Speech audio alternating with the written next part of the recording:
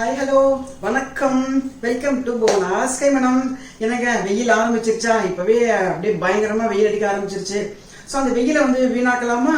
நம்ம வெயில்னால என்ன பண்ணுவோம்? வடாம் வத்தல் அப்படின்னு சொல்றோம், அதுதான் ஞாபகம் வரும் நமக்கு. ஸோ என்ன வெயில வத்தல் மாதிரி காய்கறி அப்படின்னு நம்மள கேட்பாங்க. அந்த மாதிரி தான் இப்போ வத்தல் போடலாம், தட் இஸ் வடாம் போடலாம் அப்படின்னு ஒரு ஐடியா. அது நான் பல வருஷங்களா நான் பண்ணிட்டு இருக்கிற ஒரு மெத்தடு. நான் எப்படி பண்றேன்னா அது அப்படியே நான் உங்களுக்கு சொல்லித்தரேன். ரொம்ப ஈஸியா தான் இருக்கும் அந்த இது பண்றதுக்கு. ஸோ அரிசியை களைஞ்சி உணர்த்தி அது கூட ஜவரிசியை போட்டு மாவு மிஷின்ல போய் அரைச்சு நம்ம சலிச்சுட்டு தான் பண்ணணும். ஏன்னா சலிக்கலைன்னா அதுல உள்ள ஏதாவது சின்ன சின்ன பீஸ் ஏதாவது இருந்ததுன்னா அந்த கண்ணுல போய் அடைச்சிக்கும். நம்ம புளிகிறோம் இல்லையா, அந்த கண்ணுல போய் அடைச்சிக்கும். இந்த கண்ணுல இல்ல, அந்த புளிகிற கண் அதை போய் அடைச்சிக்கும். ஸோ நம்ம என்ன பண்ணோம்னா அது அரிசியை களைஞ்சி உணர்த்திட்டு 4:1, அதாவது 2 கிலோ நான் மாவு பச்சரிசி எடுக்க போறேன். அதுக்கு 1/2 கிலோ ஜவ்வரிசி போட போறேன். அது நல்லா களைஞ்சு வந்துட்டு ஜவ்வரிசி களைய வேண்டாம். அரிசி மட்டும் மாவு பச்சரிசின்னு வாங்கிக்கோங்க தனியா. நான் பட்சண வீடியோல நிறைய சொல்லியிருக்கேன் நான். ஸோ இந்த பட்சணம் பண்றதுக்கும் சரி, இந்த மாதிரி படாம் போறதுக்குலாம் மாவு பச்சரிசி தான் நல்லா இருக்கும். இந்த அரிசியில நிறைய வெரைட்டி இருக்கு இல்லையா. ஸோ அது இந்த மாவு பச்சரிசி தனியா இன்னும் நிறைய ஷாப்ல கிடைக்கும் அது ஆக்சுவலா. ஸோ அந்த பச்சரிசியை வாங்கிட்டு நல்லா களைஞ்சு அதுக்கப்புறம் அதை நல்லா உணர்த்திட்டு நல்லா காய வைக்கணும். அதுக்கப்புறமா ஜவ்வரிசியை அதே கொஞ்ச நேரம் வெயில காய வச்சுட்டு ஒன்னா போட்டு மாவு மிஷின்ல அரைச்சு சளிச்சு எடுத்துக்கணும். இதான் பேசிக்கு. இதுக்கப்புறம் அங்க நிறைய வேரியேஷன்ஸ் பண்ணலாம். வடா மாவு இதான் பேசிக்கா நம்ம அரைச்சு வச்சுக்கிறது. அதுக்கப்புறம் அதுல எப்படி பண்ணலாம் அப்படிங்கிறது நம்ம இந்த வீடியோல பார்க்கலாம். வடாம் போடுறதுக்கான முதல் படி இதுதான். மாவு பச்சரிசின்னு தனியாக கிடைக்கும், அதை வாங்கி யூஸ் பண்ணுங்க. இது பட்சணத்துக்காக நான் சொல்லியிருக்கேன் வீடியோவில். மாவு பச்சரிசி தான் நல்லா இருக்கும். ஸோ இது மாவு பச்சரிசி 2 கிலோ எடுத்திருக்கேன். 1/2 கிலோ ஜவ்வரிசி, நார்மல் அந்த ஜவ்வரிசி தான் இது. இந்த நைலான் ஜவ்வரிசி குட்டி குட்டியாக இருக்கும் அது இல்லை, இது நார்மல் ஜவ்வரிசி. ஸோ 2 கிலோவுக்கு 1/2 கிலோ ஜவ்வரிசி, அதாவது 4:1. 1 கிலோ போட்டிங்கன்னா 1/4 கிலோ ஜவ்வரிசி போடணும். இப்போ நான் 2 கிலோ அரிசி எடுத்து வச்சுருக்கனால 1/2 கிலோ ஜவ்வரிசி எடுத்து வச்சுருக்கேன். இப்போ இந்த 2 கிலோ அரிசியையும் நல்லாவே ஒரு 10 நிமிஷம் போல் ஊற வச்சுட்டு அதுக்கப்புறம் களைஞ்சிட்டு நம்ம துணியில் போட்டு உணர்த்திட்டு அப்புறமா நல்லா காய வைக்கலாம். நல்லா காய வச்சுட்டு ஜவ்வரிசியை போட்டு மாவு மிஷினில் அரைச்சின்னு வரணும். இப்போ இந்த அரிசியை ஒரு துணியில தான் நான் உணர்த்தியிருந்தேன். துணியில் உணர்த்திட்டு நல்லா காஞ்சதுக்கு அப்புறமா எடுத்து தாம்பாளத்தில் போட்டு உணர்த்த ஆரம்பித்தேன். இப்போ நல்லா இதை காஞ்செடுத்து இந்த ஜவ்வரிசியும் அதே மாதிரி காய வச்சேன். ஸோ காஞ்சாதான் இது நல்லா அரைக்கிறதுக்கு நல்லா வரும், இல்லைன்னா மசியாது. மிஷினில் கொஞ்சம் அப்படியே திப்பி ஆயிடும். ஸோ இது ரெண்டுத்தையும் நல்லா காய வச்சது அப்புறம் அரைச்சின்னு வந்துட்டு உங்களுக்கு நான் காமிக்கிறேன்.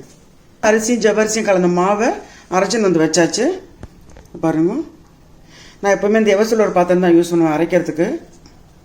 பிளாஸ்டிக் மட்டும் தயவு செஞ்சு யூஸ் பண்ணாதீங்க. அந்த சூடு அது உடம்புக்கு நல்லது இல்லை. சூடாக அந்த மாவு விடுறது அது அது கொஞ்சம் கெமிக்கல் ரியாக்ஷன் ஆகும். எப்போதுமே எவர்சில் யூஸ் பண்ணுங்க. இந்த தூக்கெல்லாம் நான் ஒரு 30 வருஷமாக நான் யூஸ் பண்ணிட்டு இருக்கேன். இந்த தூக்கு வடை மாவை அரைச்சின்னு சளிச்சியும் வச்சுட்டேன். பாருங்க, சளிச்சிட்டேன். ஏன்னா சலிக்காமல் போட்டால் கொஞ்சம் கண்ணில் போய் அடைச்சிக்கிறதுக்கு சாய்ஸ் இருக்கும். அதனால் நம்ம கண்டிப்பாக இதை நம்ம சலிச்சு எடுத்துக்கணும். அந்த பாக்கி இருக்கிறத பார்த்தீங்கன்னா எதனா கூழ் வடை மாதிரி பண்ணுறோம் பார்த்தீங்களா, அச்சில் போடாமல் சொப்பில் போடாமல் நம்ம கூழ் வடை மாதிரி காய்ச்சும் போது, அல்லது வெங்காய வடம் கிள்ளி வைக்கிறதுக்கு வெங்காய வடம் ஒன்று பண்ணுவோம். அது பண்ணும்போது அதுக்கு யூஸ் பண்ணிக்கலாம். கொஞ்சம் இருக்கிறத நம்ம கொஞ்சம் அந்த சலிச்சு தான் எடுத்து வைக்கணும். இப்போ நான் இதை நல்லா சலிச்சு எடுத்து வச்சுட்டேன்.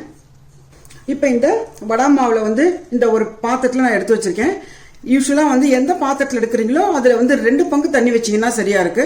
நான் யூஸ்வலி கண்ணால் தான் நான் கண்ணளவாக தான் வச்சு பழக்கம் எனக்கு. இப்போ நமக்கு இங்கே சொல்லணுமேங்கிறதுனால நான் இப்போ நானே கணக்கு பண்ணி எடுத்து போட்டு அது மாதிரி நான் பண்ணியிருக்கேன். யூஸ்வலாக என்ன பண்ணுவேன்னா பாத்திரத்தில் தண்ணி வைப்பேன். எனக்கு ஒரு கண்ணளவாக தெரியும், ஒரு வருஷம் வைக்கிறதுனால நான் அளக்க மாட்டேன் யூஸ்வலாக. பட் இப்போ சொல்லணும் அப்படிங்கிறத தான் நான் இப்போ கொஞ்சம் அளந்து கொஞ்சம் பண்ணி பார்த்தேன். ஸோ இது கரெக்டாக இருந்துச்சு. இதை கோபுரமாக அளந்துருக்கேன். 2 பங்கு தண்ணி வச்சிங்கன்னா போதும். இதே மாதிரி இந்த பாத்திரத்தாலே 2 பாத்திரம் தண்ணி, நீங்கள் எந்த பாத்திரம் அளக்குறீங்களோ அதிலே 2 பங்கு தண்ணி வச்சுருந்தா போதும்.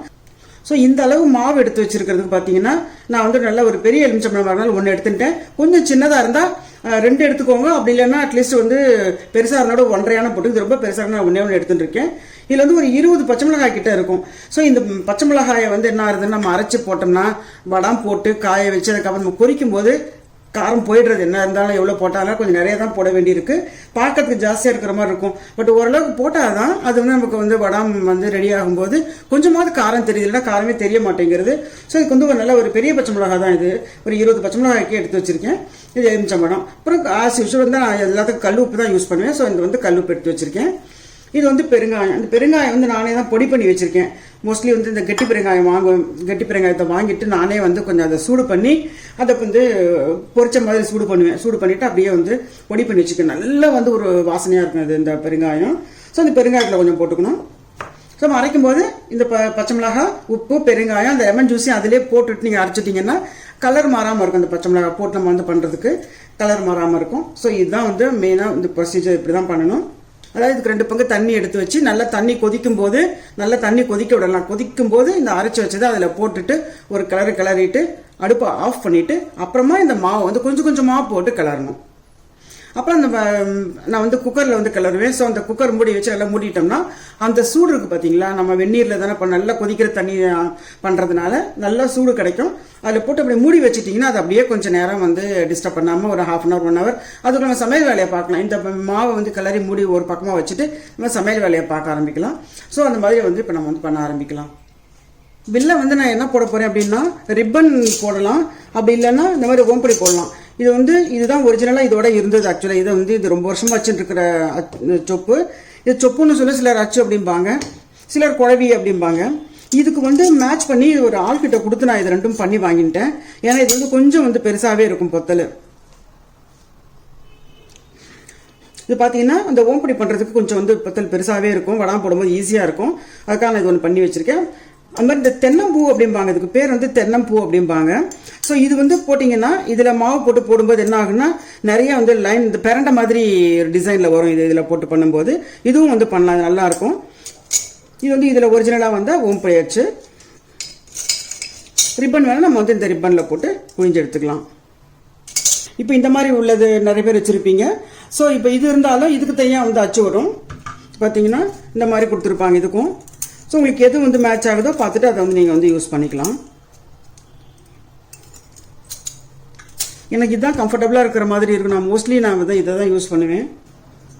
இப்போ பார்த்தீங்கன்னா இது ஒரு முக்கியமான டிப்பு. ஏன்னா வெறும் தண்ணி வச்சுட்டு முக்கியமான டிப்புன்னு சொல்கிறாங்களேன்னு பார்க்குறீங்களா? அப்படி இல்லை. நம்ம வந்து இந்த மாவை வந்து சொப்பில் அரைக்கும் போது ஒவ்வொரு தடவை நம்ம கையை நினைப்போம். அது மாதிரி நம்ம கையில் தான் எடுத்து உருட்டி வந்து அந்த சொப்புக்குள்ளே நம்ம போடுவோம். அது என்ன இன்னும் வந்து பச்சை மிளகாய் வச்சு நம்ம வந்து அரைச்சி வச்சிருக்கோம் இல்லையா, அந்த விழுது அதை நம்ம மாவில் போட்டு கலக்கிறோம். அது பண்ணும்போது ஒவ்வொரு தடவை நீங்கள் கையை வச்சு யூஸ் பண்ணும்போது கொஞ்சம் எரிய ஆரம்பிக்கும். போடும்போது நமக்கு தெரியாது. அப்புறமா நம்ம கொஞ்சம் நேரம் கழிச்சு பார்த்தீங்கன்னா கொஞ்சம் வந்து கை எரிச்சல் கொடுக்கும். அதனால என்ன பண்ணணும், நம்ம வந்து இந்த மாதிரி தண்ணி வச்சுட்டு அதில் கொஞ்சம் ஐஸ் கட்டியே நம்ம போட்டுக்கணும். இது பாருங்க, கொஞ்சம் ஐஸ் கட்டி ஒரு 7 8 வந்து ஐஸ் கட்டியை போட்டு வச்சுட்டு அந்த தண்ணியில் கையை வச்சு பண்ணீங்கன்னு வச்சுக்கோ, அதுக்கப்புறம் உங்களுக்கு கை வந்து எரியாது. அந்த மாதிரி இது ரொம்ப முக்கியமான டிப்பு. நான் பல வருஷமாக இந்த மாதிரி பண்ணிகிட்டு இருக்கேன். அதான் உங்களுக்கு வந்து நான் இப்போ ஷேர் பண்ணுறேன். இது வந்து இந்த மாதிரி ஓரமாக இந்த மாதிரி இருந்தது அப்படின்னா தான் உங்களுக்கு வந்து வடிக்கிறதுக்கு ஈஸியாக இருக்கும். எல்லார் வீட்டிலும் நம்ம இந்த மாதிரி பாக்ஸ் வச்சுருப்போம், டிஃபன் பாக்ஸ் இந்த மாதிரி வச்சுருப்போம், எல்லா சைஸ்லையும் வச்சுருப்போம். இதில் பண்ணால் தான் நல்லது. நான் பட்சணம் பண்ணும்போது டிப்பாக சொல்லியிருப்பேன், இந்த மாதிரி இந்த பாத்திரத்தில் வச்சுட்டு பண்ணிங்கன்னா வடிக்கிறதுக்கு ஈஸியாக இருக்கும் கையை அப்படின்ட்டு. ஸோ நீங்கள் இதுக்கும் வந்து அந்த மாதிரி பண்ணலாம். வடாம் போடும்போது ஈஸியான மெத்தட் இதெல்லாம். இப்போ இதில் பச்சை மிளகாய், உப்பு, லெமன் ஜூஸ், பெருங்காயம் போட்டிருக்கேன். இதை அரைச்சி எடுத்துக்கலாம். இதில் வந்து 1க்கு 2 தண்ணி வச்சுருக்கேன். இதை அப்படியே விழுதாக அரைச்சாச்சு. நல்லா வந்து மசியாக அரைச்சிருக்கு. இப்போ பார்த்தீங்கன்னா இந்த 2 பங்கு தண்ணி நல்லா கொதிக்கிறது. தண்ணியில் இதை விட்டுக்கலாம். இப்போ இதில் 1 ஸ்பூன் சீரகம் சேர்த்துக்கலாம். இப்போ இந்த மாவை கொஞ்சம் கொஞ்சமாக போட்டு கிளறிக்கலாம். இப்போ இந்த மாவை போட்டுட்டு கொஞ்சம் கொஞ்சமாக கிளறிட்டு இந்த மாதிரி ஒரு மத்து இருக்குது பார்த்தீங்களா, மத்து காம்பு வச்சு நல்லா நீங்கள் கிளறி விட்டிங்கன்னா நல்லா வந்து சாஃப்டாக நல்லா வந்துடும் மாவு. இதை வச்சு நீங்கள் கிளறிடணும். இப்போ இந்த மாவை நம்ம மூடி வச்சிடலாம். நல்லா கிளறியாச்சு, சூடு இருக்குது. சூட்டோடு நம்ம மூடி வச்சிடலாம். இது வெயிட் போட்டு அடுப்புலலாம் நம்ம போட போகிறதில்ல, சும்மா வந்து வச்சுருக்கோம், அவ்வளோதான். அந்த சூட்டுக்காக மூடி வச்சுட்டோம்னா அந்த சூட்லேயே கொஞ்சம் நேரம் வந்து நல்லா வெந்துடும். இப்போ பாருங்க, இது போட்டிருக்கேன் பாருங்க. இப்போ கொஞ்சம் காஞ்சிருக்கு. காலையில் போட்டு வந்துட்டேன் நான். இப்போ தான் எடுக்கிறேன் திரும்ப வீடியோவை. இப்போ இது ஒரு அச்சில் வந்து போட்டது. வெயிலாக இருக்குது பயங்கரமாக, கொஞ்சம் காஞ்சிருக்கு. இதில் கொஞ்சோண்டு ஓம்படி போட்டிருக்கேன் பாருங்க. ஓம்படி கொஞ்சமாக அது ஓமம் போட்டு பண்ணிக்கலாம். பட் நான் வந்து சும்மா அந்த மாவுலேயே கொஞ்சோண்டு பண்ணேன். இப்போ வெயில் அடிக்க ஆரம்பிச்சு காயவே ஆரம்பிச்சிருச்சு பாருங்க. ரிப்பன் மாதிரி கொஞ்சம் போட்டேன், அதெல்லாம் அப்படியே பறக்குது. அதுக்குள்ளேயே கொஞ்சம் காய ஆரம்பிச்சிடுத்து, வெளியிலே வந்துடுது ஷீட்லேருந்து. இப்போ அதை பிளேட்டில் மாற்றிட்டு காய வைக்கணும் பாருங்க. இப்போ நம்மளோட அருமையான வடம் வந்து நல்லாவே தயாராகிருக்கு. நல்லா காஞ்சிட்டு பாருங்க. உடைச்சா உடையுது பாருங்கள், நல்லாவே காஞ்சிடுத்து, நல்லா ரெடி ஆகிடுது. இது வந்து சும்மா அந்த மாவுலேயே கொஞ்சமாக வந்து ரிப்பன் மாதிரி போட்டேன், அதுவும் நல்லா வந்திருக்கு. இது வந்து இந்த ஓம்படி வடாம், அந்த ஓம்படி ஆச்சை போட்டு புழிஞ்சிருக்கேன், இதுவும் நல்லா வந்திருக்கு. இப்போ கொஞ்சம் எண்ணெய் வச்சுருக்கேன், இந்த வடாம் வந்து நம்ம பொரிக்கலாம்.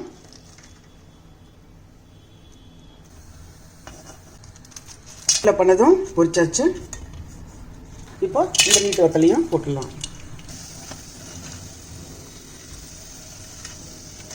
பாருங்க, இந்த ஓம்படி வத்தல் நல்லா வந்திருக்கு. இது வந்து இந்த ரிப்பன் மாதிரி புழிஞ்சது, இது பார்த்தீங்கன்னா வெண்ணெய் நீட்டாக புழிஞ்சது. இப்போ பார்த்த இந்த படாம் வீடியோ உங்களுக்கு ரொம்பவே பிடிச்சிருக்குன்னு நினைக்கிறேன். அடுத்த வீடியோ சந்திப்போம். நன்றி, வணக்கம்.